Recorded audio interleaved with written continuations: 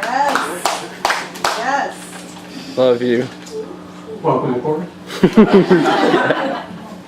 This is your captain speaking. Yes. Passengers, a little history.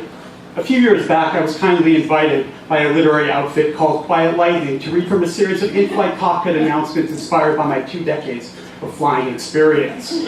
When I read on that occasion, I felt heard by the crowd in a way I rarely do when I'm at my usual cruising altitude. Maybe that's because up in the air, my audience is a captive one, stuck smack in the semi-comfortable coach class middle of a jet-fueled aluminum tube, unable to eject in any kind of non-problematic way, whereas audience members at literary readings are free to vacate their seats at any time. They're not even required to wear lap belts loosely around their waist during the rockier portions of the performance, although I strongly recommend that they do. Anyway, Quiet Lightning itself is an interesting name.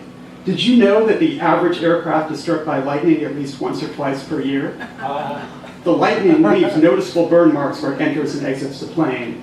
And yet, because today's jumbo jets are precision crafted to withstand and dissipate the impact of any unexpected strike, and because the aluminum most jets are made of is an excellent conductor of electricity, I'm pleased to say there hasn't been a single commercial airline disaster due to lightning since 1967.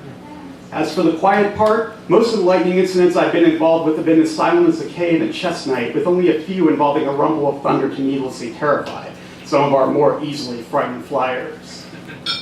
I was, however, once nearly struck by lightning under more terrestrial circumstances. I was attending a celebrity pro-am golf tournament in which Chesley Sully Sullenberger, he of the famed Miracle of the Hudson,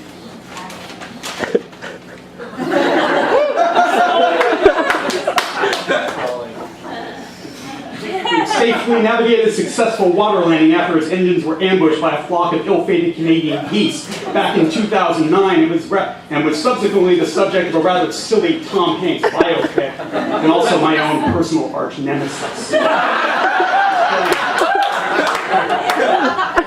Sully, it turned out, was a surprisingly skilled golfer with a deft touch on the range. He was certainly better than I was, which secretly enraged me. Anyway, the lightning strikes came without warning and fell the ponderosa pine lining the 15th fairway. The toppling tree missed my very own captain's cranium by no more than 25 yards. Sully, of course, had already moved on to the next hole. Though I half expected him to return to 15 to lift the tree off the fairway and toss it out of the way with his bare hands. Such is the legend of his abilities. I'm ashamed to say, passengers, that at a moment when I should have been thanking my lucky stars I wasn't crushed to death by a tree, my brain was sullied, so to speak.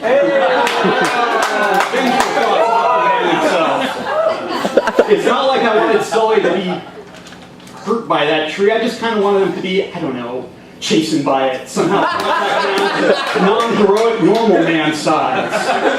Anyway, the upshot of that experience, passengers, was that I gained a whole new respect and awe for the power of lightning, quiet or otherwise. And also, that I was inspired to practice like a madman, knock a full 8 shots off my golf handicap. Coming for you, Sully. Come on. Watch out. Enjoy